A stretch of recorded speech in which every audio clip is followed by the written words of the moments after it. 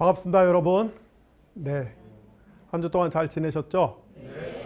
오늘은 조직신학 네 번째 강의 시간입니다. 앞서 세 번의 강의 동안 우리가 조직신학 서론에 해당하는 공부를 했습니다. 신학이란 무엇인가? 계시란 무엇인가? 또 성경은 어떤 책인가? 이런 것들이 조직신학 서론에 해당하는 내용입니다. 오늘부터는 당분간 서론 다음에 나오는 신론, 하나님에 대한 공부를 하도록 하겠습니다. 첫 시간에 제가 말씀을 드리기를 신학은 하나님에 대한 공부다 이렇게 말씀을 드렸죠. 공부라고 하는 것은 사전적인 의미로 치면은 무언가를 배우고 익히는 것이다. 그래서 신학은 하나님에 대해서 배우고 익히는 작업이다 이렇게 이야기를 할 수가 있습니다. 공부라고 하는 한자에서 공자는 여러분이 잘 아시는 것처럼 장인 공자, 만들 공자를 씁니다. 그런데 고 신영복 선생은 이 공자를 하늘과 땅을 연결하는 것으로 해석을 했죠. 공자 생긴 것을 보면은 정말 그런 형상을 지니고 있습니다. 그래서 신영복 선생은 공부는 하늘과 땅을 연결하는 작업이다. 이렇게 표현한 적이 있습니다. 그러고 보면은 신학이라고 하는 것은 하늘과 땅을 연결하는 모든 공부의 기본이 되는 공부다. 그렇게 말씀을 드릴 수 있어요. 또는 신학은 하늘과 땅을 연결하는 모든 공부의 궁극적인 목표다. 이렇게 말씀을 드릴 수가 있습니다. 물론 오늘날 다른 학문을 하는 분들이 이런 이야기를 들으면은 코웃음을 치겠지만은 신학을 하는 입장에서는 이렇게 표현을 할 수도 있다. 말씀을 드릴 수 있습니다. 그런데 우리가 하나님을 공부한다는 것, 하나님을 배운다고 하는 것은 엄밀하게 이야기하면은 말이 안 되는 소리입니다. 그것은 IQ 100 정도의 유한한 인간이 무한한 하나님을 인식하거나 해석할 수 없기 때문에 그렇습니다. 비유하자면은 우리 인간이 하나님을 자기 힘으로 알아내려고 하는 것은 아주 작은 간장 종지에 태평양 물을 전부 쓸어 담으려고 하는 것처럼 무모하기 짝이 없는 그런 일입니다. 이것은 하나님과 우리 인간 사이의 근본적인 질적인 차이 때문에 그래요. 누가복음 16장 19절에서 31절에 보면은 여러분이 잘 아는 거지 나사로와 부자의 비유가 나옵니다. 한 부자가 있었어요. 어찌나 돈이 많은지 매일 잔치를 벌이면서 향락에 빠져 살았습니다. 그의 집 앞에는 거지 나사로가 살았죠. 거지 나사로는 부자의 밥상에서 떨어지는 부스러기를 얻어먹으면서 간신히 목숨을 연명했습니다. 시간이 흘러서 부자와 나사로가 모두 죽었어요. 나사로는 천국에 갔고 부자는 지옥에 갔습니다. 저는 이 성경을 읽을 때마다 깜짝깜짝 놀라는 것이 있는데요. 그것은 본문 안에 나사로는 예수를 믿어서 천국에 갔고 부자는 예수를 안 믿어서 지옥에 갔다는 말이 없다는 것입니다. 예수님의 비유 안에는 그냥 단순하게 부자는 지옥에 갔고 나사로는 천국에 갔다. 그런 표현밖에 없습니다. 아마도 예수님은 이 비유를 통해서 우리 인간 세상의 가치와 질서를 과격하게 전복하고자 하셨던 것 같아요. 부자가 지옥에서 하늘을 바라보니까 거지 나사로가 아브라함의 품에 안겨 있는 것을 보았습니다. 부자가 아브라함에게 간청을 하죠. 제발 나사로의 손끝에 물을 묻혀서 이 지옥 불구덩이에 있는 저의 혀를 적셔 주시기를 바랍니다. 그러자 아브라함이 뭐라고 대답했어요?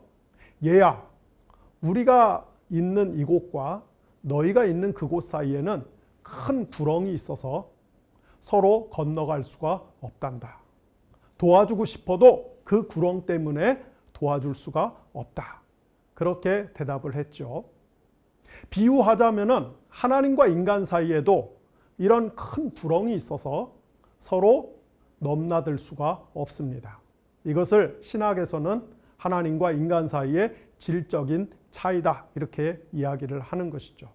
바로 이 질적인 차이 때문에 유한한 인간은 자기 힘으로, 자기 노력으로 하나님을 인식하거나 포착할 수가 없습니다.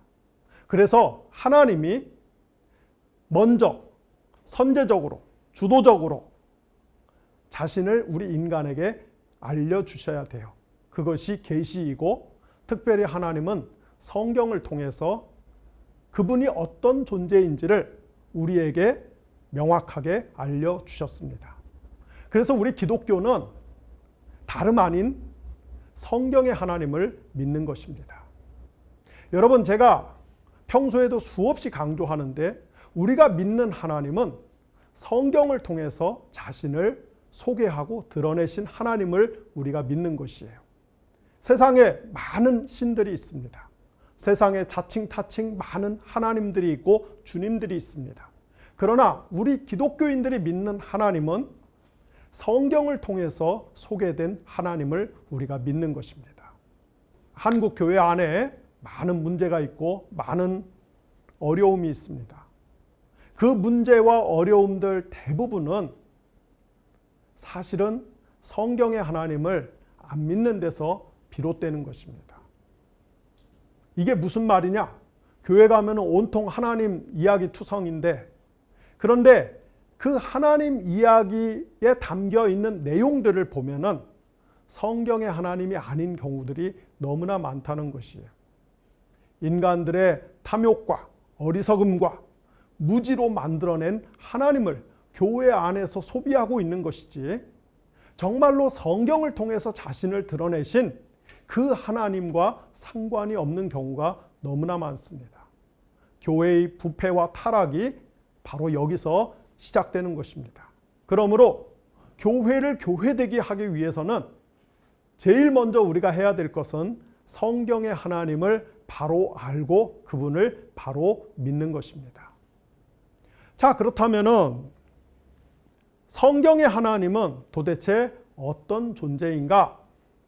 성경의 하나님을 묘사하는 가장 특징적인 요소는 하나님이 인격적인 존재라고 하는 것입니다. 여러분, 이 세상에 많은 철학자들이 주장하는 신들이 있어요. 정신분석학자들이 주장하는 신들이 있어요. 과학에서 추론하고 상정하는 신들이 있어요. 그런 것들의 신들과 성경의 하나님의 가장 큰 차이가 뭐냐? 인격적인 존재냐 아니냐에 달려 있습니다. 철학에서 말하는 하나님은 가령 우주의 가장 궁극적인 어떤 원리들, 가장 근본적인 제1원리들, 이 우주를 우주되게 만드는 근원적인 어떤 질서들, 또는 슈퍼파워들, 무한한 에너지들, 이런 것들이 혹시 신이 아닐까? 창조주가 아닐까? 그런 이야기들을 하죠. 그러나 성경의 하나님은 그런 어떤 원리나 질서나 에너지가 아니라는 것입니다.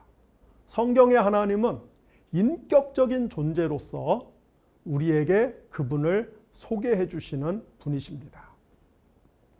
그렇기 때문에 성경의 하나님은 말씀하시는 하나님이에요. 하나님과 우상의 가장 큰 차이점이 뭐냐? 하나님은 끊임없이 말씀을 하시는 분이고 우상은 말을 못한다는 것입니다. 솜씨가 좋은 장인이 아주 공교한 형태로 우상을 만들고 우상의 입을 만들 수는 있지만은, 그러나 우상은 입은 있을지언정 절대로 말을 할 수가 없습니다. 우상은 침묵으로 일관합니다. 하나님과 우상의 가장 큰 차이점은 하나님은 말씀하시는 하나님이지만 우상은 그렇지 못하다는 것, 여러분 꼭 기억하시기를 바랍니다. 하나님은 말씀으로 세상을 창조하셨어요. 하나님은 구약 성경에서 이스라엘 역사 속에서 그 역사와 함께 자기 백성들과 동행하면서 끊임없이 말씀하시죠. 어떤 말씀을 합니까? 너희가 올바르게 살아야 된다. 너희가 올바르게 살려면은 첫째는 고아와 과부로 대표되는 사회적인 약자들을 멸시하고 학대하면 안 된다. 불의를 저질러서는 안 된다. 너희가 올바르게 살려면은 풍요로 대표되는 우상을 숭배하면 안 된다. 여러분, 구약 성경의 핵심 메시지는 결국 이 두 가지입니다. 하나님의 백성들이 하나님의 뜻을 따라서 올바르게 살려면은 첫째는 우상 숭배하면 안 되고, 그 우상 숭배의 정점에는 뭐가 있어요? 돈을 사랑하는 것이 있어요. 풍요와 번영과 쾌락을 사랑하는 것이 있어요. 하나님의 백성들은 그것들을 경계하고 피해야만 합니다. 두 번째로 정의를 실천해야 돼요. 불의를 미워하고 멀리해야 돼요. 하나님은 구약 성경에서 계속 그 이야기를 하십니다. 그런데 우리가 구약 성경을 보면은 하나님이, 이 말씀하시는 하나님이 아주 이따금씩 입을 다무실 때가 있어요. 하나님이 침묵하실 때가 있어요. 그때가 언제입니까? 자기 백성 이스라엘이 우상 숭배를 너무 극심하게 할 때, 사회적 불의를 마구 저지르면서도 양심의 가책을 못 느낄 때, 그래서 하나님이 예언자들을 보내서 회개를 촉구하는데도 불구하고 그들의 마음이 너무나 강팍해져서 하나님의 말씀을 외면하고 멸시할 때, 하나님이 참다 못해서 하나님이 아예 말씀을 거두시고 입을 다무시는 경우가 있습니다. 그래서 성경의 역사에서 하나님이 침묵하시는 것은 우리 인간과 세계편에서 보면은 가장 무시무시한 재앙적 상황인 것이에요. 하나님은 말씀하시는 하나님입니다. 심지어 하나님은 말씀이신 자기 아들 예수 그리스도를 사람으로 이 땅에 보내시기까지 하셨어요. 그래서 말씀으로 이 땅에 오신 예수님은 하나님의 권위를 대신하고 대행해서 하나님 나라의 복음을 힘있게 선포하시고 가르쳐 주셨습니다. 예수님이 십자가에서 죽으시고 부활하신 후 하늘로 돌아가셔서 성령을 보내셨죠. 예수님의 영인 성령은 이 땅에 오셔서 신약 성경 시대뿐만 아니라 오늘날에도 다양한 방식으로 하나님의 말씀을 우리에게 선포해주고 계십니다. 이렇게 성경은 성부와 성자와 성령 하나님이 모두 말씀하시는 하나님으로서 자기 백성에게 어떻게 해야 창조주 하나님을 올바로 인식하고 그분의 성품과 의지와 뜻에 부합하게 올바로 살 수 있는지를 가르쳐 주시기 위해서 끊임없이 말씀하시는 분으로 자신을 드러내십니다. 여러분, 언어에는, 이 말에는 그 말을 하는 존재의 지성과 의지가 잘 담겨 있죠. 여러분이 혹은 제가 말을 하는 것을 보면은 그 사람 됨됨이를 알 수가 있습니다. 왜냐하면은 언어에는 그 사람의 인격, 그 인격의 핵심적인 요소인 지성과 의지가 잘 표현되기 때문에 그렇습니다. 따라서 하나님이 말씀하시는 하나님이라는 것은 하나님이 지성적인 존재라는 것이에요. 또 하나님이 자기 의지와 결정권을 가지신 존재라는 것을 뜻합니다. 그런데 하나님은 말씀하시는데 하나님이 얼마나 높은 분이에요? 하나님이 얼마나 강한 분이에요? 하나님이 얼마나 센 분입니까? 그러니까 저 같으면은, 제가 그런 존재라면은 매우 강압적으로, 일방적으로 이야기할 것 같은데 하나님은 사실상 그렇게 하지 않아요. 물론 가끔은 하나님이 강압적으로 일방적으로 지시하시고 명령하시는 경우도 있지만 상당수의 경우에는 하나님은 대화라고 하는 방식을 통해서 말씀을 하십니다. 하나님은 대화를 통해서 자기의 말씀의 상대자에게 권유를 하시고 그를 설득하시는 하나님이십니다. 심지어 하나님은 인간과 대화를 나누면서 인간을 설득하고 인간을 권유하는 것이 전부가 아니고 그에 상응하게 하나님은 인간에게 설득을 당하시기도 하시는 하나님이세요. 여러분, 창세기 18장에 보면은 하나님이 소돔과 고모라를 멸망시키겠다고 아브라함에게 그 뜻을 비추셨을 때 아브라함이 하나님을 설득하는 장면이 나오죠. 아브라함이 하나님한테 소돔과 고모라에게 의인 50명이 있어도 멸망시키겠습니까? 아니야. 의인 50명이 있으면 내가 그 성을 안전하게 보존할게. 아브라함이 생각해 보니까 50명 너무 많아요. 그래서 45명, 40명, 30명, 20명, 나중에는 10명까지 내려왔죠. 아브라함이 하나님을 막 설득해요. 그런데 하나님이 아브라함의 그 주장과 논리에 하나님이 자기 뜻을 접고 설득을 당합니다. 근데 소돔과 고모라는 의인 10명이 없어서 결국 망했어요. 아브라함의 조카 롯이 소돔과 고모라가 멸망당할 때 자기 딸들을 데리고 화급하게 도피합니다. 그런데 롯이 그때 상황을 판단해 보니까 하나님이 지시하신 산까지 도망가는 것은 무리예요. 그래서 하나님께 뭐라고 이야기합니까? 하나님, 저희까지는 못 도망가겠습니다. 그러니 가까운 작은 성으로 도망갈 수 있도록 허락해 주시고 저희 가족들을 지켜주세요. 롯이 하나님을 설득해요. 그랬더니 하나님이 롯의 그 설득에 넘어가서 롯의 요청을 들어주십니다. 출애굽기 32장과 33장에 보면은 모세가 시내산에 하나님으로부터 십계명의 말씀을 받으러 올라갔을 때 산 밑에서 아론을 위시하여서 이스라엘 백성들이 황금 송아지를 만들어 놓고 그 앞에서 절을 하고 춤을 추면서 우상 숭배를 하고 있었어요. 하나님이 이것 때문에 너무 화가 났어요. 그래서 모세에게 뭐라고 이야기합니까? 내가 저 패역한 백성들과 함께, 저 패역한 무리들과 함께 너희들에게 약속한 적과 꿀이 흐르는 그 땅으로 가지 않을 것이다. 내가 나의 심부름꾼을 보낼지언정 나는 여기서 너희들과 그만 빠이빠이 할 거다. 폭탄 선언을 합니다.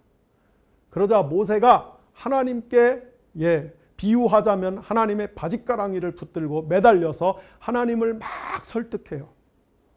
아니 되옵니다. 이게 무슨 말도 안 되는 그런 말씀을 하십니까? 하나님이 같이 가주셔야지. 하나님의 대리인인 천사를 보낸다는 것은 이거는 어불성설입니다.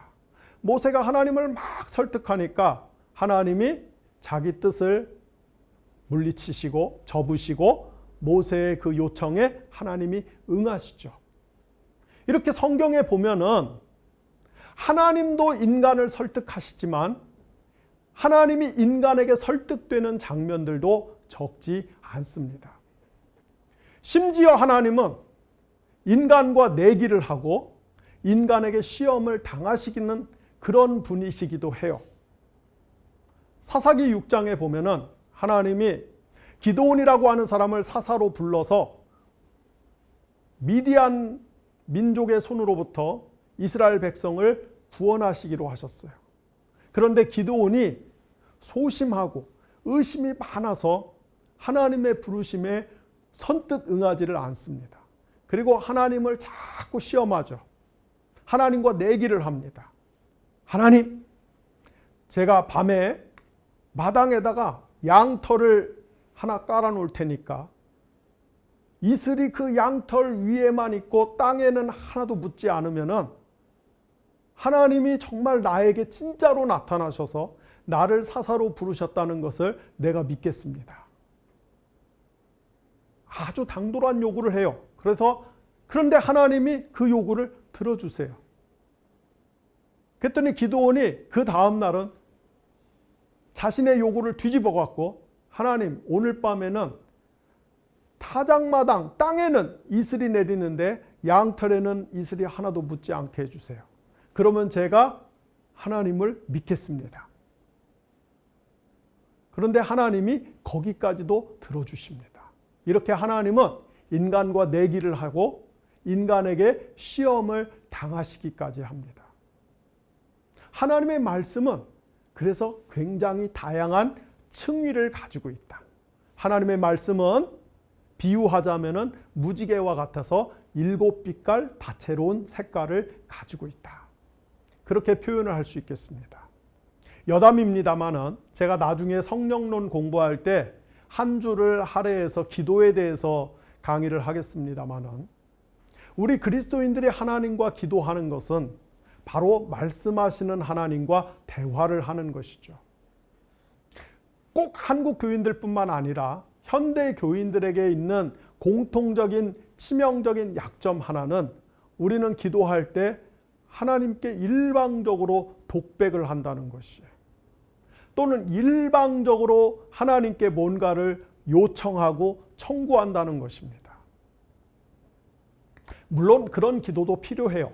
그런 기도가 전적으로 잘못되었다는 뜻은 아닙니다. 그러나 기도의 본질은 말씀하시는 하나님과 말을 할 수 있는 인간이 만나서 서로 대화를 하는 것입니다. 여러분, 대화의 기본은 뭐예요? 말하는 것과 듣는 것이 적절한 비율을 갖는 것이죠. 말하는 것과 듣는 것이 잘 조화와 균형을 이루는 것입니다. 어느 한쪽이 일방적으로 떠들고 나서 오늘 대화를 잘했다. 그것은 말이 안 되는 이야기예요. 우리의 기도가 하나님 편에서도 만족스럽고 우리 편에서도 행복하기 위해서는 하나님도 말씀하셔야 되고 우리는 그 말씀을 들어야 되고 우리도 말을 해야 되고 하나님은 우리의 요청을 들으셔야 되는 이 비율이 잘 조화와 균형을 이룰 때 우리의 기도가 더 좋은 기도가 되는 것입니다. 인격적인 존재로서 하나님은 말씀하시는 분일 뿐만 아니라 또한 자기 감정을 아주 솔직하게 여과 없이 잘 표현하시는 분이기도 합니다. 우리가 성경을 읽어보면은 하나님은 희노애락의 감정을 충만하게 표현하시는 것을 볼 수가 있어요. 하나님이 말씀으로 세상을 창조하셨습니다. 하나님이 자기가 만든 세상을 보니까 너무나 아름다워요. 너무나 마음에 쏙 들어요. 그래서 하나님이 보시면서 좋았다 하셨어요. 기뻐하셨어요. 예언자 스바냐는 하나님의 백성들이 하나님의 뜻에 합당하게 삶으로써 하나님의 마음을 흡족하게 해드릴 때 하나님이 그 기쁨을 이기지 못한다. 그렇게 이야기합니다. 한번 생각해 보십시오. 하나님이 여러분 때문에 기쁨을 이기지 못할 정도로, 기쁨을 주체할 수 없을 정도로 즐거워하신다. 한번 그 하나님의 미소, 하나님의 호탕한 웃음을 여러분이 한번 상상을 해보시기를 바랍니다. 반대로 하나님은 세상이 타락하고 사람들이 죄를 짓고 하나님께 맞서서 등을 돌리면은 하나님은 슬퍼하세요. 탄식하세요. 나아가 분노하시죠. 심지어 하나님은 후회하시기까지 하는 하나님이에요. 창세기 6장 5절과 6절 말씀에 보면은 노아 시대에 이 세상이 죄로 꽉 찼어요. 그 장면을 보면서 하나님이 사람을 만든 것을 뭐 하셨다? 후회하셨다. 하나님의 이런 감정들을 성경이 솔직하게 묘사하는 이유는 우리가 믿는 하나님이 인격적인 하나님이시기 때문에 그렇습니다. 자, 그렇다면은 하나님이 희노애락의 감정을 여과 없이 솔직하게 표현하는 그런 신이라면은, 그렇다면은 고대 수메르나 바빌로니아 혹은 이집트나 그리스 로마 신화에 나오는 신들과 무슨 차이가 있는가? 우리가 그런 질문을 던질 수가 있어요. 왜냐하면은 이집트나 그리스나 로마나 이런 신화들을 보면은 거기도 많은 신들이 나오는데 그 신들도 굉장히 감정적인 신이기 때문에 그래요. 화가 나면 화를 내고 자기가 좋아하는 대상이 다른 대상을 좋아하면 막 엄청나게 질투하기도 하고 복수하기도 하고,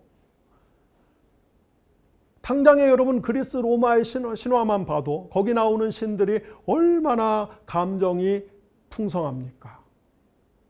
그럼 이런 신들과 하나님의 그 감정은 어떤 차이가 있는가? 여러분, 이집트나 그리스나 로마 신화 등 고대의 신화에 나오는 신들의 감정은 굉장히 즉흥적이에요.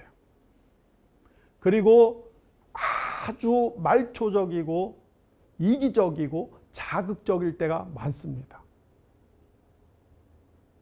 그러나 하나님의 감정은 그렇게 상황에 따라서 즉흥적으로, 돌발적으로, 충동적으로 표현되는 감정이 아니에요. 우리들의 감정은 그렇죠. 그렇죠?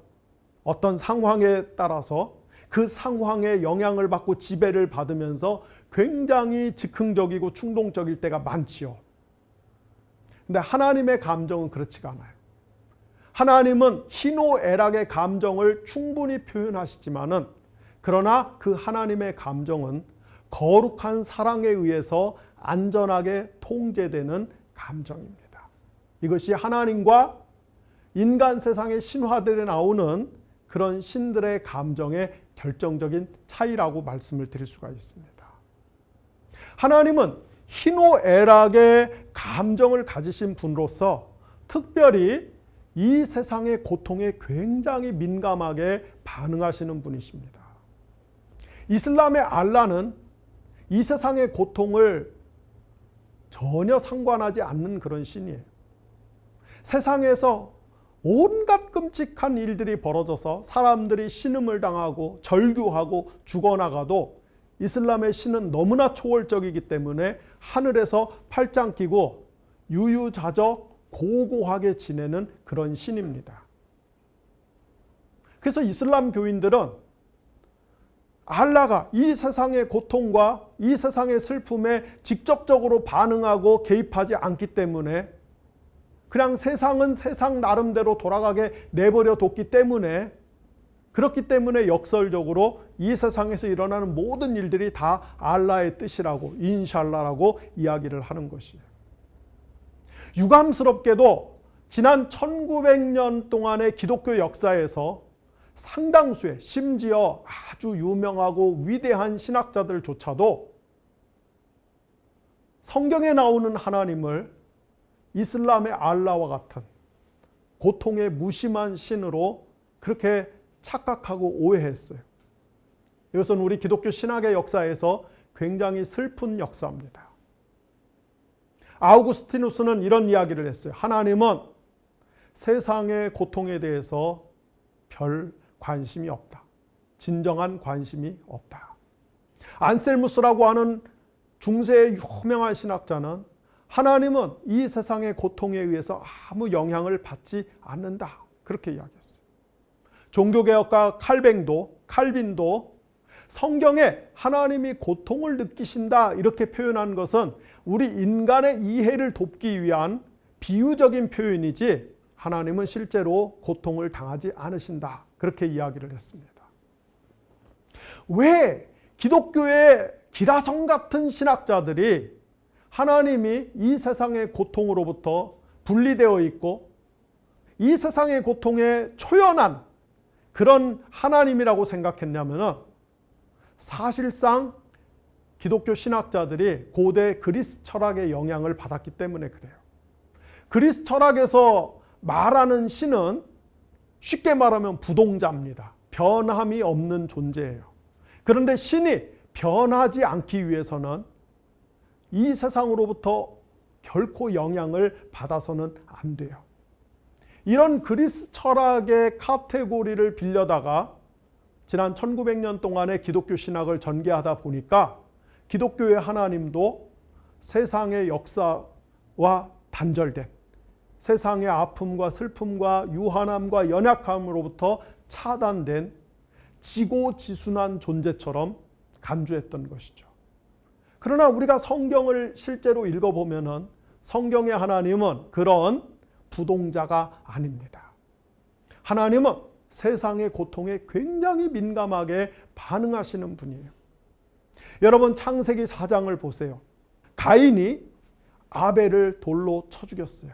그리고 사건을 덮었어요. 하나님이 가인을 찾아왔습니다. 가인아, 네 동생 아벨이 어디 있느냐. 가인이 시치미를 툭 댔죠. 그때 하나님이 뭐라고 말씀하셨습니까? 땅에서 네 동생 아벨의 피가 울부짖는 소리가 내 귀에 생생하게 들린다. 이렇게 이야기하셨어요. 여러분, 창세기 18장에 보면은 하나님이 아브라함에게 소돔과 고모라를 멸망시킬 계획을 언급하시면서 뭐라고 말씀하십니까? 저 소돔과 고모라에서 사람들의 울부짖는 소리가 그 땅의 권력자, 그 땅의 악인들로 말미암아 학대를 당하고 고난을 당하는 이 약자들의 울부짖음이 내 귀에 쩌렁쩌렁 들리는데, 이 울부짖는 소리가 현실과 정말 맞아떨어지는지 내가 한번 내려가서 확인을 해볼 참이다. 그렇게 이야기를 합니다. 여러분, 하나님은 이 세상의 피조물들의 그 신음소리, 절망소리, 탄식소리, 그 죽어가는 소리, 여러분, 그것으로부터 귀를 다 막고 혼자서 저 구름 위에서 맨날 천국의 잔치를 벌이면서 거기서 혼자 행복하게 지내는 신이 아니라는 거예요. 하나님은 이 세상의 고통에 굉장히 민감한 귀를 열어놓고 계십니다. 뿐만 아니라 하나님은 이 세상에서 일어나는 그 고통과 고난의 원인들, 그것들의 상당수는 뭐예요? 이 땅의 권력자들, 이 땅의 부자들, 이 땅의 악인들이 사회적인 약자들을 학대하고 억압하기 때문에 빚어지는 것이죠. 그래서 하나님은 이 땅의 권력자들과 이 땅의 부자들에게 엄청나게 성능이 좋은 고성능 돋보기를 들이대시고 그들의 모든 악행을 체크하시는 하나님이세요. 제가 지난 시간에 저는 교정 볼 때 교정용 안경을 끼고 원고를 본다고 말씀을 드렸죠.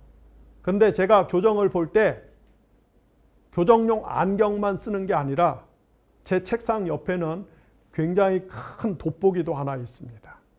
이 돋보기의 용도는 교정을 보다가 히브리어나 그리스어, 다시 말해서 헬라어가 나왔을 경우에는 그 아주 미세한 점 하나, 악센트 하나, 이런 것도 체크하기 위해서, 그때는 안경만 갖고 안 되기 때문에 돋보기로 이렇게 확대를 해갖고서 살펴봅니다. 하나님은 마치 그런 고성능 돋보기를 가지고 권력자와 재판관과 부자들이 고아와 과부로 대표되는 사회적인 약자들을 학대해서 그들의 신음소리와 탄식소리가 하늘에 올라오는 그것을 아주 낱낱이 그리고 면밀하게 체크하시는 하나님이세요. 오늘 우리 한국교회가 안고 있는 또 하나의 아주 치명적인 숙제가 뭐냐면은, 우리 한국교회가 지난 50년 이상 중산층 교회 혹은 중산층 이상 교회를 과도하게 지나치게 추구해 왔다는 것이에요. 저의 방식으로 표현하면은 오목한 피라미드 체제에서 중간 이상의 계급을 지향하면서 할 수만 있다면, 수단 방법을 가리지 않고 할 수만 있다면 그 피라미드 체제에 한 칸이라도 더 올라가는 것, 이것이 살아있는 존재의 목적이고 이것이 하나님을 믿는 신앙의 이유다 보니까 이게 중산층 지향적인 교회의 본질이죠. 그러다 보니까 한국 교회가 이 피라미드 체제의 중산층 이상에 있는 저 꼭대기층에 있는 사람들에 대해서 한마디도 옳은 말을 못해요. 그들의 잘못과 불의를 지적하지 못해요. 왜냐하면은 저 사람들에게 혹시 밉보였다가 찍혔다가 이 피라미드 체제에서 한 칸 올라가기는커녕 저 밑으로 내어 쫓기면 어떻게 되는 것인가, 이런 두려움과 공포 때문에. 그런데 성경을 보십시오. 구약 성경의 절반 이상이 여러분 역사서, 예언서 같은 이런 성경, 심지어 시편도 상당 부분이 왕들과 재판관들과 귀족들과 종교 귀족들에 대한 비판과 그리고 경고와 책망으로 꽉 차 있다는 것을 보십시오. 성경의 저자들은 하나님의 영의 감동을 받아서 하나님의 말씀을 대언하는데 그들은 결코 중산층 종교를 대변하고 변호하고 지지 강화해 주는 말씀이 아니라 중산층 혹은 그 이상의 종교의 그 위선을 까발리고 그 근간을 흔들면서 하나님의 정의를 선포했어요. 그런데 오늘날 한국교회는 성경이 하나님의 말씀이라고 이렇게 선언적으로 교리적으로 신앙 고백적으로는 이야기하지만 실제적으로 보면은 성경에 나오는 그런 이 비판 정신, 저항 정신, 세속화에 맞서고자 하는 그런 어떤 결연한 의지, 이런 것들을 찾아보기가 어렵단 말이에요. 이것은 대단히 아쉽고 안타까운 일인 것이죠. 하나님은 이 세상의 고통을 묵과하시는 분이 아니에요. 이 세상의 고통을 하나님은 외면하시는 분이 아니십니다. 고난당하는 자와 함께할 뿐만 아니라 그 고난의 근본 원인에 대해서 굉장히 민감한 의식을 갖고 계신 분이 바로 성경의 하나님입니다. 나아가 하나님은 아예 그 세상의 고통을 자기 것으로 만들기 위해서 그 고통에 자기를 묶어버리시죠. 그래서 이 세상의 고통을 함께 당하시고 그 고통의 사슬을 부시고 나오심으로 인하여서 세상을 구원하시기로 하셨어요. 그것이 바로 예수님의 십자가와 부활의 사건인 것입니다. 그러므로 여러분, 하나님은 하나님의 인격, 하나님은 말씀하시는 분이시고 희노애락의 감정을 다 표현하시는 분이시고 특별히 하나님은 세상의 고통을 끌어안으시는 분이신데 이런 모든 것들은 하나님의 이런 모든 인격적인 특징들은 바로 이 세상의 구원을 위해서 그런 것이에요. 하나님이 만드신 창조 세계가 망가지고 어긋났기 때문에 거기서 발생하는 수많은 연약함들, 모순들, 죄악됨들을 하나님이 해결하시기 위해서 하나님이 이런 자신의 인격성을 표현하시는 것입니다. 그러므로 하나님의 인격성은 세상의 구원을 위한 것이다. 다시 말해서 하나님의 인격은 메시아적인 인격이라고 하는 것입니다. 우리가 흔히 인격이라고 이야기할 때 그 인격에는 지적인 요소, 감정적인 요소, 의지적인 요소가 있다고 이야기하죠. 저는 여기에 몸을 추가하고 싶어요. 아니, 우리의 몸이야말로 우리 인격의 핵심입니다. 좋은 비유인지는 모르겠지만은 여러분, 몸이 없으면은 지성이나 감정이나 의지 이런 것도 작동을 할 수가 없어요.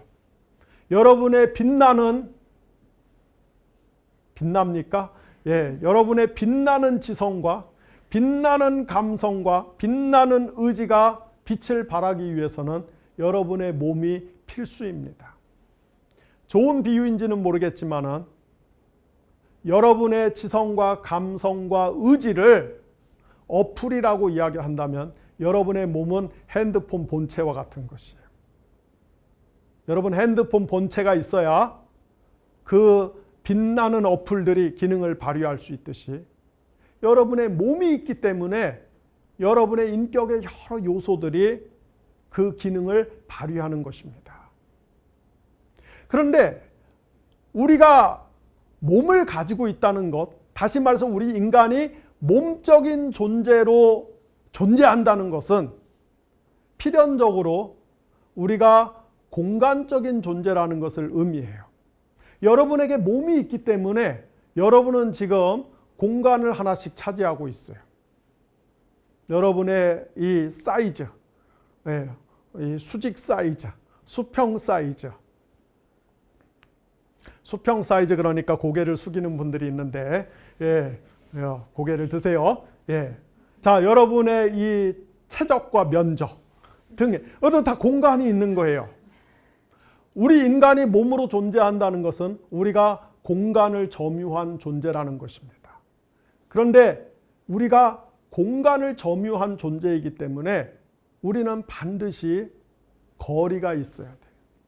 여러분 공간을 하나씩 차지하고 있는데 여러분 사이의 거리를 다 무시하고 따닥따닥 붙여놓아 보세요.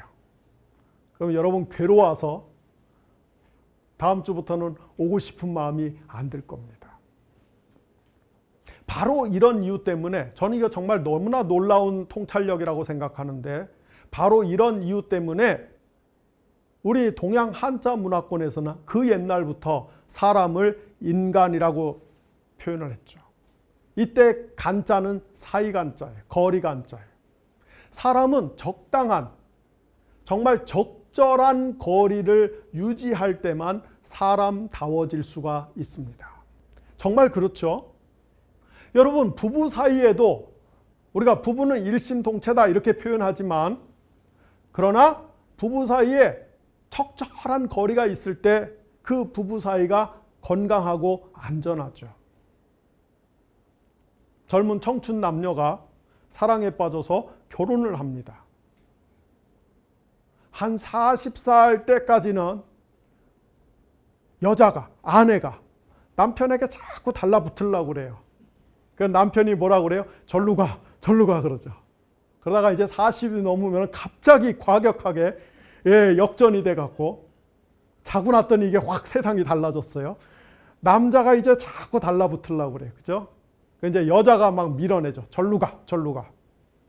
아니 교회 다니는 사람한테 절로 가, 절로 가 그러면 어떡하란 얘기예요. 응? 절로 가, 절로 가. 아무리 부부라 할지라도 너무 멀어져서도 안 되고 너무 가까워져서 안 되고 적절한 거리가 필요해요. 부모와 자식 사이도 마찬가지죠. 부모는 자식에게 자꾸 밀착하려고 그래요. 근데 자식은 부모로부터 계속 도망치려고 그러죠. 하지만 부모와 자식 사이에 적당한 거리가 유지될 때 그것이 건강하고 건전한 관계다 이야기를 할 수가 있습니다. 하나님은 몸이 없어요. 그러나 하나님이 인격적인 존재이기 때문에 하나님도 적절한 거리를 유지하시는 분입니다. 먼저 하나님은 성부와 성자와 성령 사이에 이상적인 거리를 유지하시는 분이에요. 다음 시간에 공부하겠지만 다음 시간에 이제 삼위일체 공부할 건데요. 하나님은 성부와 성자와 성령 하나님으로 존재하시죠.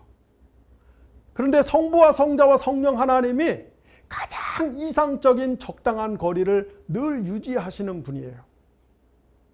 만약에 하나님이 성부와 성자와 성령 하나님이 거리가 너무 좁혀지면은, 그래서 아버지 하나님이 성자 하나님과 성령 하나님을 흡수해 버리거나 성자와 성령 하나님이 아버지 하나님에게 너무 가까워져서 종속돼 버리면은, 그러면 삼위일체가 아니라 일신론으로 가버리는 거예요. 반대로 성부와 성자와 성령 하나님이 거리가 너무 멀어져 갖고 각자 따로 놀기 시작하면은 삼신론으로 가버리는 거예요.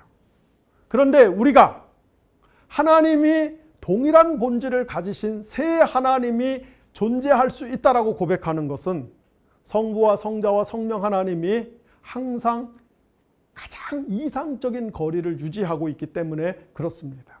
그렇기 때문에 성부와 성자와 성령 하나님이 확고한 독립적 실체이면서도 그러나 동일한 하나님이라고 이야기를 할 수가 있는 것이에요. 그것은 하나님이 인격적인 존재로서 거리를 지니신 존재이기 때문에 그렇습니다. 하나님은 우리 인간과도 아주 적절한 거리를 유지하기를 원하시는 분이에요. 앞에서 이야기했듯이 하나님은 절대타자시죠. 하나님은 초월적인 존재. 우리는 굉장히 유한한 내재적 존재입니다. 그래서 하나님과 우리 인간 사이에는 무한한 거리가 있어요. 무한한 거리차가 있어요. 하지만 그것이 전부가 아니에요. 하나님은 저 초월의 세계에 계실 뿐만 아니라 또한 우리 인간이 사는 이 세상에 계속해서 침입해 들어오시면서 우리 인간과 최대한 가까워지려고 하시는 하나님이십니다. 하나님이 세상을 만드시고 에덴 동산을 만드신 이유는 거기 인간과 함께 있기 위함이었어요. 그런데 인간들이 하나님이 가까이 오니까 인간들이 이게 불편하고 거북해요. 그래서 하나님으로부터 멀리 도망갔어요. 그래서 하나님이 그 자기로부터 도망간 인간을 다시 붙잡아다가 자기 옆에 두기 위해서 하나님이 아예 사람이 되셔서 이 땅에 찾아오셨어요. 이것이 성경의 중심 이야기입니다. 마태복음 1장에 보면은 사람이 되셔서 이 땅에 하나님이 오신 이 사건을 가리켜서 뭐라고 표현해요? 임마누엘이다. 그 뜻을 번역하면은 하나님이 사람과 함께 계신다. 요한계시록 22장에 가서 보면은 역사의 종말에 하나님이 온 우주를 새롭게 창조하시고 천국을 완성하시면서 뭐라고 이야기합니까? 하나님이 이제부터 영원토록 사람들과 함께 있을 것이다. 그래서 하나님은 저 우주 밖에 계시는 아주 굉장히 멀리 계시는 하나님인 동시에 하나님은 이 구체적인 시공간 안에서 우리와 함께 계시는 굉장히 가까이 계시는 분이에요. 어떤 유행가 가사를 빗대서 표현하면 하나님은 가깝고도 먼 당신이에요. 또는 멀고도 가까운 당신이에요. 이렇게 하나님은 굉장히 멀리 계시기도 하면서 동시에 너무나 가까운 이런 상반된 성격을 갖고 있기 때문에 하나님과 우리 인간 사이에는 끊임없는 모순, 끊임없는 역설, 끊임없는 아이러니가 발생할 수밖에 없습니다. 그리고 바로 이것이 신앙의 본질 중에 하나입니다.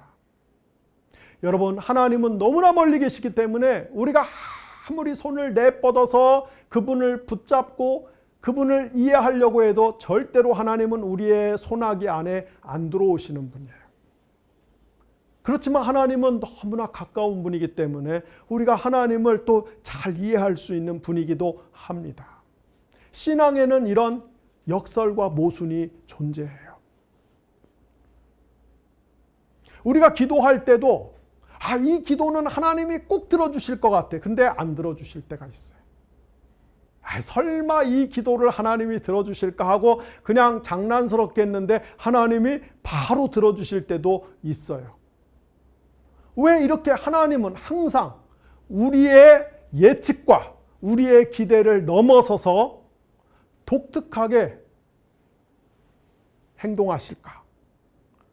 이것은 하나님과 인간 사이에 늘 이런 이중적인 거리가, 이 이중적 거리가 만들어내는 긴장이 존재하기 때문에 그렇습니다. 그래서 우리가 이것을 기쁘게 받아들이는 것이 신앙이에요. 오늘 아침에도 이 강의를 시작하기 위해서 제가 여러분 커피를 타왔죠.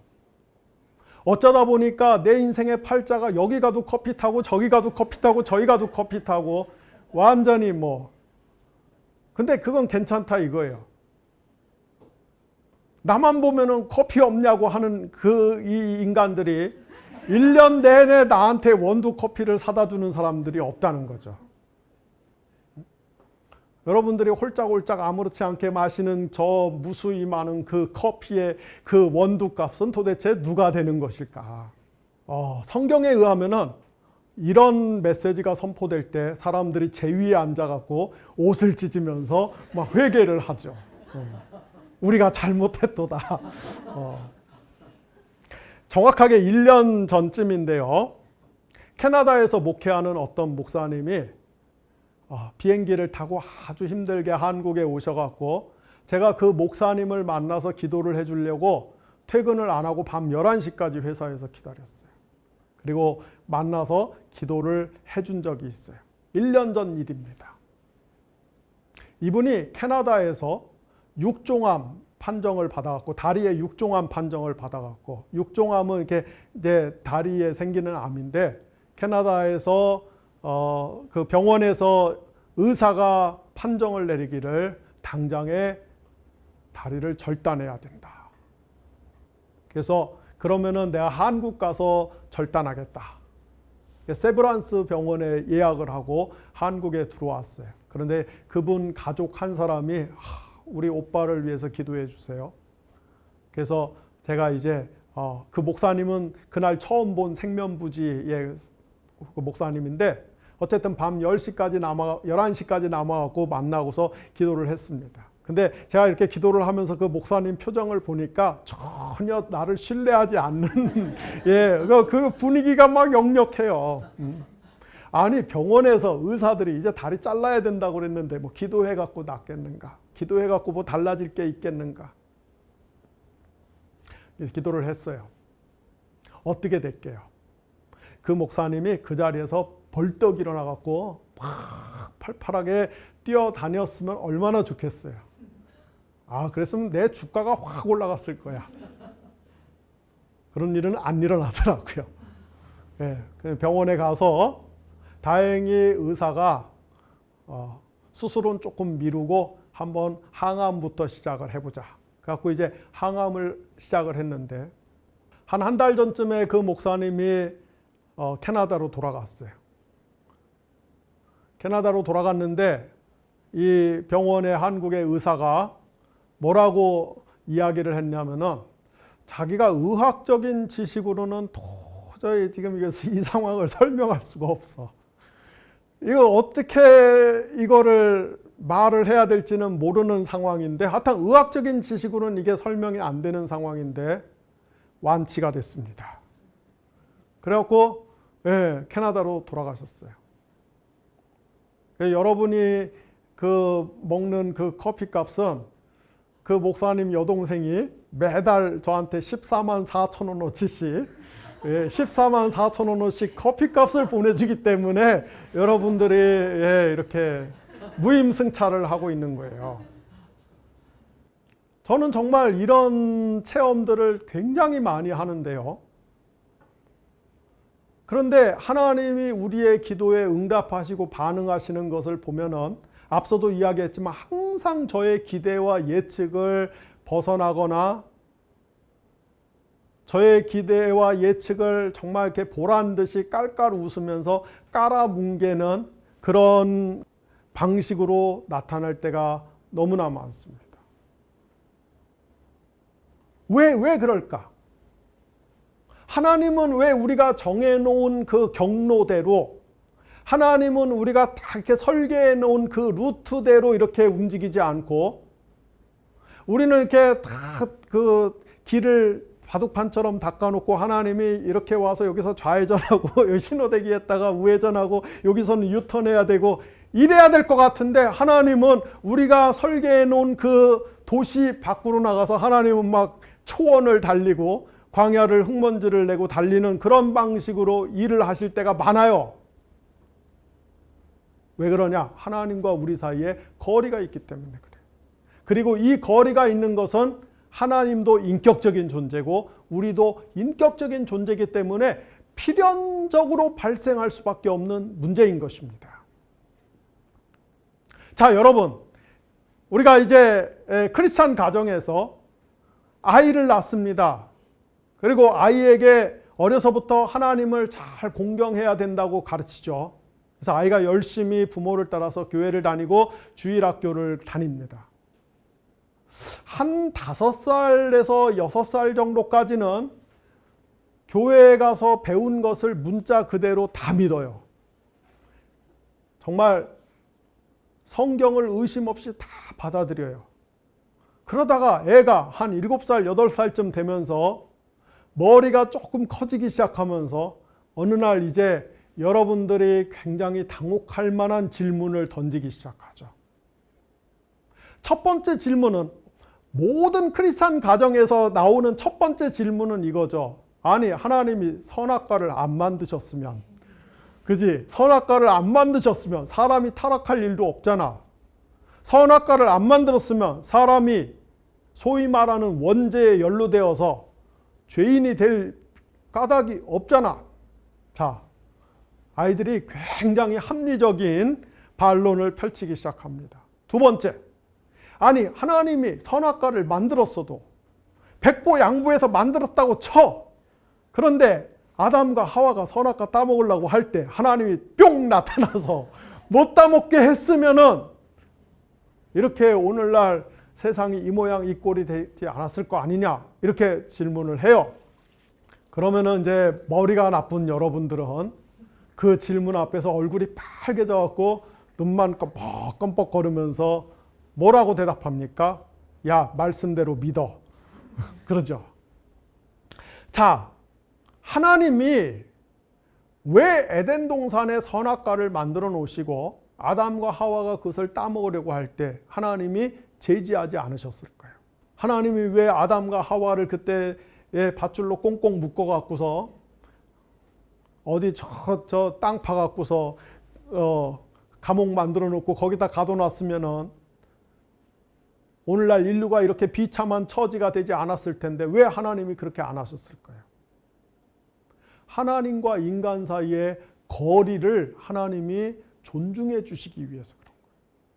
그리고 이 거리를 하나님이 잘 지켜주시는 것이 우리의 인간됨을 보호하시는 하나님의 최선의 방법이었기 때문에 그렇습니다. 다시 말해서 하나님이 사람을 하나님이 프로그래밍 해놓은 대로 기계적으로 움직이는 비인격적 존재가 아니라 자신이 생각하고 판단하고 의지적으로 결정해서 행동하는 자유를 가진 존재로 만들기 위해서 하나님이 인간과 하나님 사이의 거리를 하나님이 최선을 다해서 지켜주신 거예요. 그게 선악과 사건인 거예요. 그러므로 아담과 하와가 선악과 따먹어서 인류가 타락했다고 하는 이 기독교의 타락 정신은, 타락 교리는 하나님이 무능해서 인간의 죄악에 굴복한 사건이 아니고 하나님이 인간을 최선을 다해서 인간 대우해 주신 사건의 결과인 것입니다. 자, 지금 제가 자유를 얘기했어요. 하나님이 인간의 자유를 보호하기 위해서, 인간의 자유를 보장하기 위해서 하나님이 거리를 지키셨다. 자, 그러므로 이제 우리는 인격의 핵심적 요소인 자유에 대해서 살펴볼 차례가 되었습니다. 여러분, 하나님은 인격적인 존재이기 때문에 하나님은 하나님의 자유를 가지신 존재예요. 이 말은 쉽게 이야기하면은 하나님은 우리가 규정한다고 해서 규정되어지는 존재가 아니라는 거예요. 우리 신학자들, 철학자들, 과학자들, 정신분석학자들, 또 수많은 종교인들은 내가 원을 그려놓고 동그라미를 그려놓고 하나님을 그 동그라미 안에 우격우격 이렇게 꿰맞춰 넣으면서 그리고 이게 하나님이다 그렇게 이야기를 해요. 혹은 네모나 세모를 만들어 놓고 똑같은 짓을 합니다. 내가 만든 세상, 내가 만든 개념 안에 하나님을 꾸역꾸역 집어넣고 이게 하나님이다 이렇게 이야기하면은 하나님은 자유를 박탈당하는 것이에요. 그러면 하나님의 인격의 가장 중요한 요소가 훼손되는 것입니다. 하지만 분명히 알 것은 하나님은 우리가 만들어 놓은 동그라미 혹은 세모나 네모 안에 갇히시는 하나님이 아니라는 것이죠. 하나님은 항상 우리의 규정 밖에 계시는 하나님이세요. 하나님이 어떤 존재가 될지, 하나님이 어떤 존재일지를 결정할 수 있는 것은 오직 하나님 외에는 없습니다. 이것이 바로 하나님의 이름 야훼라는 이름에 담긴 의미인 것이죠. 출애굽기 3장에 보면은 하나님이 호렙산에서 모세를 소명하십니다. 그리고 모세에게 이집트로 돌아가서 저 파라오의 학대 속에 큰 고난을 겪고 있는 내 백성을 구해라 사명을 주셨어요. 그때 모세가 하나님께 그러면은 당신의 이름을 알려주세요. 요구하자 하나님이 뭐라고 대답했습니까? 에흐에 아세르 에흐에라고 대답해요. 그래서 이 에흐에 아세르 에흐에의 첫 글자를 따서 조합한 이 이름이 야훼입니다. 그럼 이 야훼의 뜻은 무엇인가? 옛날 성경에 보면은, 영어 성경에 보면은 I am that I am 혹은 I am who I am, 나는 나다, 나는 나다, 물은 물, 산은 산이고, 예, 산은 산이고 물은 물이고 야훼는 야훼고, 예, 요즘 식당에 가 보니까, 어느 식당에 보니까 산은 산이고 물은 셀프다 이렇게 써놨더라고요. 예. 그런데 이 야훼라는 뜻은 나는 나다. 옛날 신학자들은 그렇게 해석했는데 요즘 신학자들은 이제 의견이 통일되기를, 아마도 이 단어의 뜻은 나는 내가 되고자 할 존재가 될 존재다, 그런 뜻일 것이다. 하나님이 누구신지, 하나님이 어떤 존재가 될지는 오직 하나님만이 결정할 수가 있어요. 왜? 하나님은 자유로운 존재이기 때문에 그렇습니다. 자, 그런데 여러분, 이 자유에는 크게 두 가지 종류가 있죠. 첫째는 몸모로부터의 자유가 있어요. 억압과 속박으로부터의 자유, 질병으로부터의 자유, 가난으로부터의 자유. 우리 인간들이 쓰는 자유의 개념 대부분은 몸모로부터의 자유입니다. 그러나 하나님의 자유는 그런 자유가 아니에요. 하나님의 자유는 무엇을 위한 자유입니다. 다시 말해서 인간을 위시하여 피조세계의 행복을 위해서 자기의 자유를 제한하고 구속하는 자유예요. 하나님은 저와 여러분을 훨씬 더 복된 존재가 되게 만들어 주시기 위하여서 하나님은 기꺼이 자기의 자유를 극심하게 제한하고 구속하실 수 있는 그런 하나님이에요. 그래서 하나님의 자유는 무엇을 위한 자유입니다. 그러므로 하나님의 자유는 우리가 사랑의 자유다, 이렇게 이야기할 수가 있어요. 하나님의 본질은, 하나님의 본질 중에 본질은 사랑입니다. 신약성경 요한일서 4장 16절에 보면은 여러분이 너무나 잘 아시는 말씀, 하나님은 사랑이시다. 하나님은 사랑이시다. 하나님은 사랑 그 자체이신 분이에요. 하나님의 인격의 가장 근원에는 사랑이 자리하고 있습니다. 우리 하나님께는 많은 속성들이 있어요. 예를 들어서 하나님은 굉장히 자비로운 분이시죠. 하나님은 죄인들을 오래 참으시는 분이십니다. 하나님은 죄인들을 용서하시는 분이십니다. 하나님은 우리 인간의 복지를 위해서 최선을 다하시는 분이십니다. 그리고 하나님은 불의를 용납하지 않는 정의로운 분이십니다. 이렇게 하나님에게는 굉장히 다양한 선한 속성들이 있어요. 그런데 그 모든 하나님의 선한 속성이 바로 이 사랑, 가운데 사랑에서 비롯되는 거예요. 사랑에서. 하나님의 자비는 하나님의 사랑의 발현이에요. 하나님의 인내도 하나님이 사랑하시기 때문에 가능한 거예요. 심지어 하나님의 정의와 심판도 하나님이 사랑하시기 때문에 하시는 거예요. 여기서 하나님과 우리의 차이가 나타나는 거죠. 우리는 막 정의를 실현하자. 그럴 때 대부분은 뭡니까? 우리의 혈기, 우리의 복수심에서 비롯되는 경우가 많아요. 그러나 하나님의 정의는 그런 것이 아니에요. 철저하게 사랑에서 우러나오는 것이. 저 사람을 너무나 사랑하기 때문에 저 사람이 잘못된 것을 그냥 볼 수가 없어서 바로 잡아주기 위한 정의인 거예요. 그래서 하나님의 정의는 항상 회복적 정의의 형태를 띱니다. 하나님의 속성뿐만 아니라 하나님의 모든 사역들도 전부 사랑에 기초해요. 그래서 여기도 마찬가지로 하나님은 세상을 창조하셨는데 그것은 하나님이 사랑하셨기 때문에 세상을 창조하신 거예요. 이 앞으로 이제 삼위일체나 창조할 때 자세하게 배우겠습니다만은 이 세상이 만들어지기 전에 하나님은 오직 삼위일체로만 계셨죠. 삼위일체, 성부와 성자와 성령 하나님은 너무나 서로를 사랑했어요. 그래서 하나님이 생각을 해봤습니다. 야, 우리가 이렇게 서로 사랑하는 게 너무나 좋은데, 야, 우리끼리만 이렇게 사랑하는 것으로 끝나는 게 맞을까? 그거는 아니잖아. 우리의 이 사랑을 우리 말고도 다른 존재들도 충만하게 맛보게 해야 되지 않겠니? 그래서 하나님이 세상을 창조하신 거예요. 하나님의 그 사랑을 알게 하기 위해서. 하나님이 사랑의 존재이기 때문에 세상을 만드신 거예요.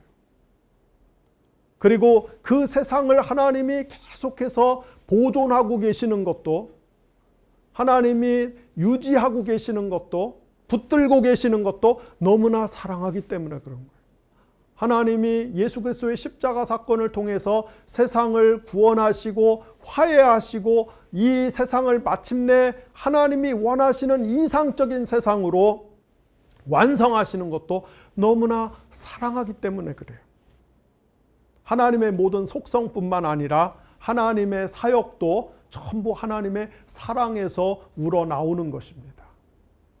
그러므로 여러분, 하나님의 사랑은 메시아적인 사랑이다 이렇게 이야기할 수 있어요. 앞서서 제가 하나님의 인격 이야기하면서 뭐라고 그랬어요? 하나님의 인격은 메시아적인 인격이다. 마찬가지로 하나님의 사랑은 메시아적인 사랑이에요. 쉽게 말해서 하나님의 사랑은 그냥 삼위일체 하나님이 자기들 내적으로만 누리는 그런 어떤 추상적이고 관념적인 그리고 자기 만족적인 사랑이 아니라 하나님이 만드신 이 세상을 구원하기 위한 사랑, 그래서 메시아적인 사랑인 것입니다. 하나님의 사랑이 이렇게 메시아적인 성격을 띠고 있기 때문에 하나님은 반드시 세계의 역사를 필요로 하시는 분이에요. 왜? 자기의 메시아적 사랑을 펼쳐갈 무대가 있어야지. 하나님의 메시아적 사랑이 이렇게 공연이 될 수 있는 장이 있어야 되잖아요. 그래서 하나님은 반드시 역사를 필요로 하시는 분입니다. 그리고 역사라고 하는 무대 위에서 하나님은 자신의 메시아적 사랑을 가지고 공연 혹은 연주를 하시는 것이죠. 자, 그런데 여기서 중요한 것은 하나님이 이 세계의 역사라고 하는 무대 위에서 하나님이 이제 막 공연을 하고 연주를 하고 하는데 하나님은 절대로 음악으로 따지면은 독주를 하는 법이 없어요. 항상 합주 혹은 하나님은 오케스트라 연주를 합니다. 연극이나 드라마로 따지면은 하나님은 절대로 모노드라마를 하는 경우가 없어요. 하나님은 사람들과 함께 협연을 통해서 대하 드라마를 역사의 무대 위에 올리시는 분이십니다. 쉽게 말해서 하나님은 역사의 무대 위에서 인간과 협력해서 공연을 하시는 분이십니다. 자, 그런데 여기서도 문제가 있어요. 그건 무엇이냐? 아까 제가 앞서 이야기했듯이 하나님은 우리 인간과는 상대가 안 되는 질적으로 너무나 다른 무한히 높은 절대타자입니다. 거기에 비해서 우리 인간들은 IQ 100에서 왔다 갔다 하는, 그리고 수명이 한 70년 내외에서 왔다 갔다 하는 굉장히 유한하고 깨어지기 쉬운 연약한 존재예요. 하나님과 인간 사이에는 굉장히 먼 거리가 있습니다. 그런데 이 너무나 질적으로 차별화된 두 존재가 역사의 무대에서 같이 공연을 해야 돼요. 같이 협연을 해야 돼요. 그러면은 하나님 편에서는 자신을 인간의 수준에 맞춰야 되고 인간 편에서는 자신을 하나님 수준에 맞춰야 되는데 이거는 둘 다 못할 짓이에요. 사실은 둘 다 캑캑될 일이야. 근데 하나님은 기꺼이 그것을 선택하셨어요.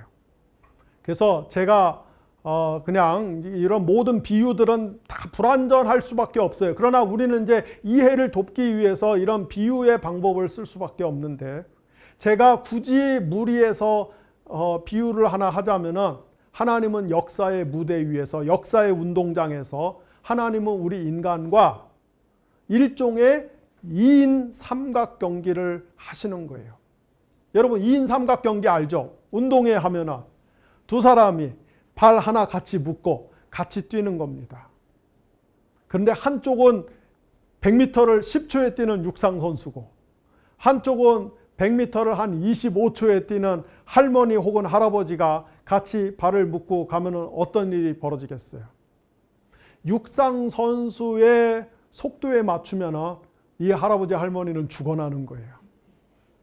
그러니까 항상 2인 삼각 경기를 하면은 강자가 약자의 수준에 맞춰서 쩔뚝쩔뚝 그렇게 뛰는 것이죠. 어른과 아이가 2인 삼각 경기 해도 마찬가지인 거예요. 마찬가지로 하나님이 역사의 무대 위에서 하나님의 발 한쪽과 저와 여러분의 발 한쪽을 묶고 이렇게 뛰시기 때문에 우리 수준에, 우리의 스피드와 능력에 맞춰서 하나님이 움직이고 있기 때문에 하나님 편에서는 항상 뒤뚱뒤뚱 거릴 수밖에 없어요. 우리는 기도하면서 기도하면 막 하나님이 바로 암 환자도 고쳐주고, 바로 뇌졸중 환자도 고쳐주고, 여러분 이거 다 해봤잖아요. 로또 하나씩 사와갖고서 몰래 기도하잖아요. 하나님 이번에 이거 1등 되면은 내가 교회 건축원금 얼마 바치고, 이렇게 우리는 기도만 하면 그런 엄청난 기적이 일어날 것처럼 믿고 기도하는데, 그러나 우리의 기도에는 그런 일이 거의 안 일어나죠. 오히려 작은 일 하나도 응답받기 위해서는 끙끙대면서 하나님께 매달려야 되는 것, 그것이 우리의 신앙의 진짜 실존일 때가 많습니다. 그럼 왜 하나님이 이렇게밖에 일을 못하실까? 그것은 하나님이 우리 인간의 형편과 수준에 맞춰서 다리 한 짝을 묶으시고 하나님이 뒤뚱뒤뚱 뛰시기 때문에 그래요. 그렇기 때문에 바로 여러분, 이런 특성들 때문에 바로 여러분, 성경의 하나님은 참 독특한 분이에요. 성경의 하나님은 유일한 분이에요. 세상에 이런 하나님 없어요. 제가 대학교 때 전공이 철학은 아니었지만 철학이 재밌어갖고 144학점 중에서 한 60학점을 철학 과목을 들었는데요. 제가 철학책 많이 봤어요. 대학 때뿐만이겠어요? 그 이후에도 오늘날까지도 철학책 많이 보죠. 제가 철학책 많이 봤어요. 종교학 책들 많이 봤어요. 정신분석학 책들도 봤어요. 그런데 그런 것들이 이야기하는 그 어떠한 신도 성경이 이야기하는 이런 신, 우리 인간을 위해서 인간의 능력에 맞추어서 함께 발을 묶고 뒤뚱뒤뚱 볼품없게 낑낑거리면서 뛰는 신은 없어요. 이거는 기독교의 하나님만이 유일해요. 성경의 하나님만이 유일해요. 이건 하나님이 무능해서가 아니라, 하나님이 불완전해서가 아니라, 하나님이 메시아적 사랑을 가지신 분이기 때문에 그렇습니다. 그런데 이런 모든 하나님에 관한 진술들이 성경에는 다 어떤 형태로? 이야기의 형태로, 내러티브의 형태로 표현이 되죠. 제가 첫 시간에도 이야기했지만은 다른 종교의 경전들, 다른 어떤 그 인류의 지혜를 담고 있는 소중한 책들에서 말하는 신에 대한 진술들은 거의 잠언의 형태, 격언의 형태, 짧은 어떤 그 금언의 형태로 이루어진 경우가 많아요. 그러나 우리 기독교의 성경은 하나님에 대해서 묘사할 때 그런 어떤 빛나는 통찰력, 아주 번뜩이는 예지와 그 무릎을 치면서 감탄할 수밖에 없는 그 아름다운 수사적인 표현을 가지고서 하나님을 착착 그렇게 안 해요. 그냥 이야기. 다윗이 하나님의 은혜로 저 비천한 자가 하나님의 은혜로 저 왕까지 됐는데 왕이 되고 나니까 하나님의 은혜를 홀딱 잊어버리고 사람을 죽이고 범죄하고 아예 그냥 적나라하게 다 까발리는 거지. 그런데도 하나님이 그 다윗과 함께 뒤뚱뒤뚱 뛰고 있는 이런 이야기들, 이게 다 성경의 이야기인 거예요. 그리고 하나님은 오늘도 저와 여러분과 함께 다리를 묶고 뒤뚱뒤뚱 우리의 속도에 맞춰서 뛰면서 우리와 함께 그분의 이야기 그리고 여러분의 이야기를 써내려 가기를 원하시는 거죠. 우리 기독교 신앙은 이야기예요, 이야기. 20년 전에 우리 한국교회를 강타했던 너무나 불행한 일, 너무나 안 좋았던 일들이 많은데 출판에 국한해 갖고 두 가지를 꼽으라면 저는 이렇게 이야기하고 싶어요. 하나는 긍정의 힘이라고 하는 책이 나와서 한국교회를 아주 오염시켜 놨어요. 그냥 긍정적으로 생각하고 긍정적으로 말하면 다 돼. 여러분, 이거는 뉴 에이지의 세계관이지 이건 기독교 세계관이 아니에요. 아예 긍정적으로 말하고 긍정적으로 생각하고 그럼 다 되면은 여러분, 삶은 절대로 간단하지 않죠. 이 세상 그렇게 간단한 곳이 아니에요. 심지어 신앙도 하나님과 우리 사이에 거리가 있기 때문에 그 거리가 갖는 모순성과 역설성 때문에 우리 신앙도 절대로 간단하지가 않아요. 교회에서 목사님들이 하는 설교를 들어보면 너무나 단순하고 명쾌하지. 그런데 그런 간단한 문제가 아니에요. 또 하나는 20년 전에, 약 20년 전에 야베스의 기도라고 하는 책이 나와서 또 한국교회를 아주 더럽혀 놨어요. 야베스의 기도는 구약성경 역대상 4장 9절에서 10절에 나오는 야베스라고 하는 사람이 드린 기도죠. 성경 전체 어디를 봐도 야베스는 딱 역대상 4장 9절 10절 거기 딱 한 군데 나와요. 야베스란 사람이 있었어. 그 사람은 자기 가족들 중에서 제일 존귀한 자야. 야베스가 하나님께 기도했어. 하나님, 복을 주세요. 그리고 나서 이제 구체적으로 기도하죠. 제가 받고 싶은 복은요, 일단 땅이 좀 많아졌으면 좋겠어요. 영토를 넓혀주세요. 그리고 내가 사는 동안에 어려움 없이 평안하게 살게 해주세요. 그랬더니 하나님이 야베스의 기도를 들어주셨다. 이 책이 나와갖고서는 교회 가도 야베스의 기도 붙여놓고 집에 가도 신자들의 집에 가도 야베스의 기도 붙여놓고 야베스의 기도를 따라하면은 이대로 다 이루어진다. 여러분, 그런데 이런 사람들은 성경에서 한 줄짜리 인생이에요. 한 줄짜리. 이야기거리가 안 되는 거야. 성경에 나오는 기라성 같은 믿음의 사람들을 보세요. 히브리서 11장에서 믿음의 사람들의 목록을 쫙 이렇게 압축해서 요약하는데 그 사람들이 실제로 자기들의 신앙과 삶을 펼쳐냈던 그 이야기의 그 주 무대인 구약 성경을 보세요. 아브라함의 이야기, 모세의 이야기, 다윗의 이야기, 여러분 예언자들의 이야기 얼마나 분량이 많습니까? 왜 분량이 많아요? 그 사람들은 눈물의 골짜기를 다 내려가 봤거든. 그 사람들은 저 척박한 광야를 통과했거든. 그 사람들은 죽음 앞에까지도 가봤거든. 그런데 그 모든 순간에 하나님이 그들과 함께 2인 삼각경기를 하면서 뒤뚱뒤뚱 걸으면서 신앙의 진수를 보여줬기 때문에 그런 이야기가 성경에 기록되어 있는 거예요. 여러분, 기독교 신앙은 이야기예요. 이야기. 무슨 한 줄짜리 시나 잠언이나 금언이나 그런 게 아니에요. 오늘날 교회가 회복해야 될 마인드 중에 하나가 바로 이것입니다. 이제 말씀을 마치겠어요.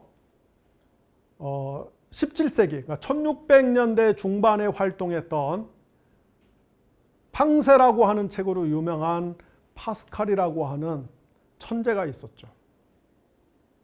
파스칼 천재예요. 수학의 천재. 12살 때 혼자 이렇게 타일로 바닥에다가 목탄으로 원 그리고 세모 그리고 네모 그리다가 기하학의 원리를 혼자 터득한 사람이에요.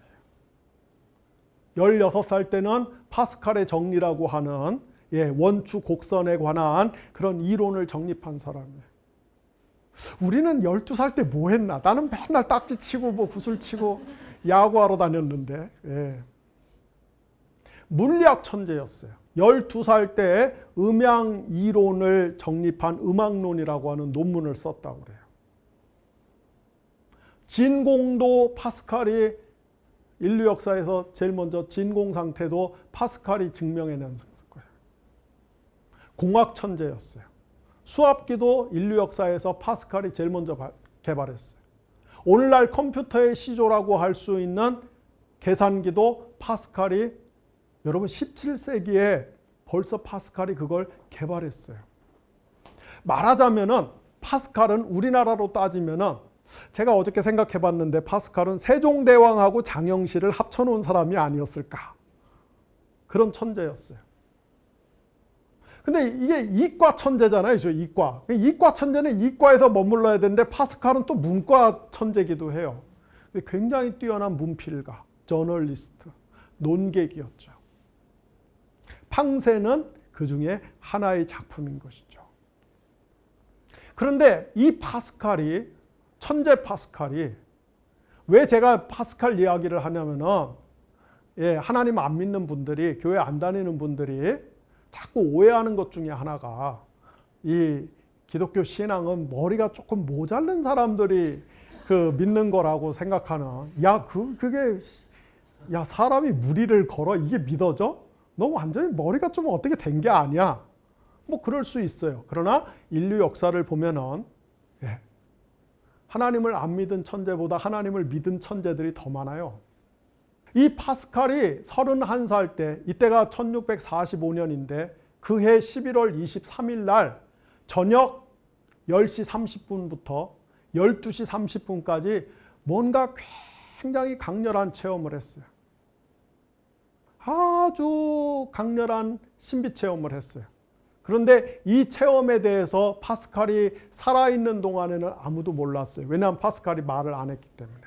파스칼이 죽은 후에 그의 하인이 유품을 정리하다가 파스칼의 이 외투를 이렇게 열어보니까 그 외투 안쪽에 양피지에 뭔가 이렇게 글씨가 쓰여갖고 이렇게 실로 꼬매어 놓은 것을 발견했어요. 그 양피지에 쓰여 있던 글이 바로 이것입니다. 1645년 11월 23일 날 밤 그가 31살 때 경험했던 것을 그날 적어 놓은 거예요.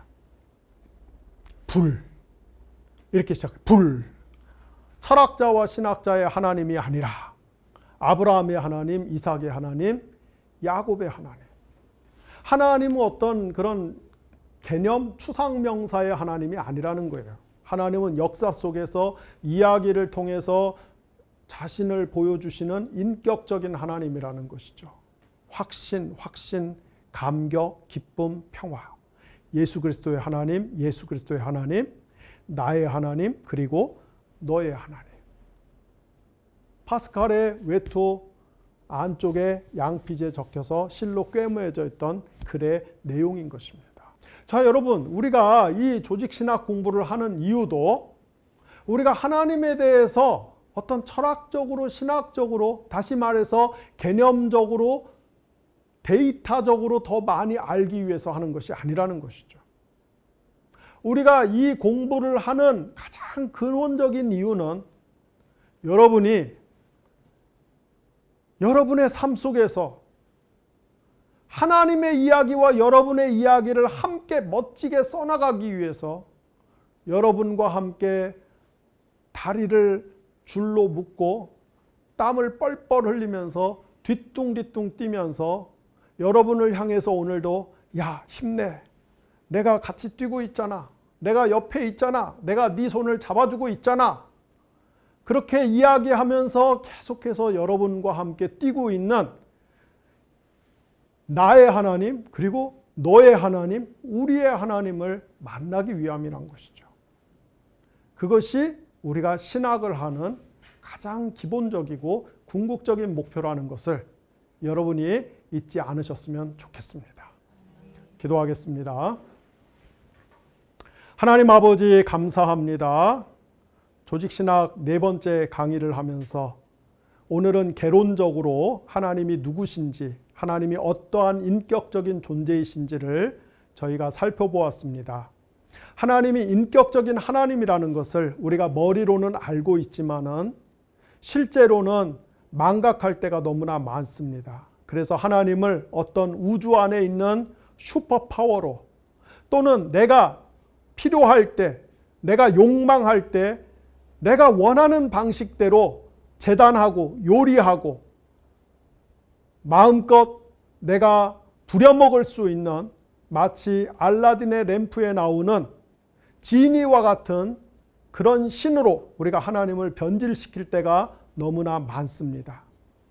하나님, 오늘날 교회들이 이 어목한 피라미드 체제 안에서 어떻게 하든지 한 칸 더 올라가서 중산층 혹은 상류층의 욕망을 실현하는 것을 인생과 신앙의 궁극적인 목표로 여기는 이런 경향이 너무나 강하다 보니까 우리가 하나님을 갈수록 더 슈퍼파워, 내가 필요로 할 때 언제든지 꺼내고 동원할 수 있는 그런 초강력 에너지로 만드는 이것을 신앙의 열정이라고 생각하고 신앙의 진실성이라고 생각하는 어마무시한 우상을 숭배하고 있는 이 모든 죄를 불쌍히 여겨주시고 하나님 한국교회 안에서 이 망령된 미신들, 이 망령된 오도된 신앙들이 사라질 수 있도록 하나님께서 교회를 진리의 검으로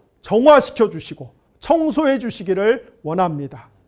그리고 하나님, 무엇보다도 저희들 자신이, 제 자신이 성경에 나오는 거룩한 인격을 가지시고 거룩한 메시아적인 사랑을 우리의 역사 속에서 우리와 함께 써내려 가시는 그 하나님을 나의 하나님으로 만날 수 있는 귀중한 은혜들을 저희들에게 빠짐없이 허락하여 주시기를 원합니다. 하나님, 대한민국이 경제가 굉장히 어렵습니다. 경제가 이렇게 어려운 것은 그 근원이 하나님 지난 50년 동안 우리가 하나님의 거룩과 하나님의 정의를 버리고 지난 50년 동안 돈과 우리 가족의 성공과 출세와 야욕이라고 하는 우상을 숭배했다가 하나님께 이런 혹독한 야단을 맞기 때문이라고 믿습니다. 주님, 저희가 이 모든 우상에서 돌이켜서 하나님의 거룩과 하나님의 정의와 하나님의 신실하심과 하나님의 그 사회적인 약자들을 불쌍히 여기시는 은총의 마음들을 회복해 갈 수 있도록 하나님, 그런 리더십들, 그런 어떤 사회적인 어떤 운동들, 각성들, 변화들이 너무나 필요하오니 주여 이 나라와 이 민족과 한국교회를 버리지 마시고 불쌍히 여겨주시고 우리가 하나님께로 돌아갈 수 있는 그 틈, 하나님께로 돌아갈 수 있는 그 통로가 다시 열리기를 원하오니 주여 제발 살려주시고 도와주시기를 원합니다. 오늘 이 영상을 보는 분들 가운데 몸이 아픈 분들 하나님 안수하여 주시고 다 고쳐주시고 위로해 주시고 힘을 북돋아 주시고 당장에는 눈앞에서 우리가 기대하고 소망하는 기적 같은 일이 일어나지 않을지라도 그러나 하나님이 여전히 우리 옆에서 우리와 함께 끈을 묶으셔서 우리의 모든 인생의 운명과 숙명을 하나님의 것으로 받아들이시고 하나님이 함께 고통을 당하시고 함께 견디시면서 그래도 꾸역꾸역 뒤뚱뒤뚱 하나님의 적과 꿀이 흐르는 땅으로 인도하신다는 그 소망이 사그러들거나 약화되거나 그 소망을 노략질당하는 일이 없이 우리가 그 소망의 확신 가운데 더 깊이 견고하게 설 수 있도록 성령님 큰 은혜를 내려 주시기를 원합니다. 믿는 자에게 능치 못한 일이 없다고 말씀하셨사오니 우리가 하나님께 믿음을 가질 때 하나님이 우리가 기대하고 예측한 방식을 훌쩍 뛰어넘는 너무나 놀랍고 너무나 신기한 방식으로 하나님이 모든 일을 합력하여 선을 이루게 되실 줄로 믿사오니 우리가 바로 그런 하나님의 은혜를 경험할 수 있도록 손을 내밀어 따뜻한 손으로 저희를 잡아주시고 붙들어 주시고 도와주시기를 원합니다. 하나님, 또 다음 주에 우리가 공휴일 때문에 또 한 주 부득이하게 쉬게 되었습니다. 2주 후에 만날 때까지 하나님이 우리의 모든 삶의 형편들을 헤아려 주시고 통찰하여 주시고 하나님이 저희들의 모든 연약함을 아시고 필요를 아시고 저희들의 형편과 처지를 아시오니 가장 합당한 은혜로 위로해 주시고 채워주시고 도와주심으로 말미암아 우리가 하나님과 관계를 맺고 사는 이 삶이 이 땅에서 가장 복되고 가장 귀한 삶임을 저희가 또 경험할 수 있도록 은혜를 내려 주시옵소서. 예수님의 이름으로 축복하며 감사하며 기도를 드렸습니다. 아멘.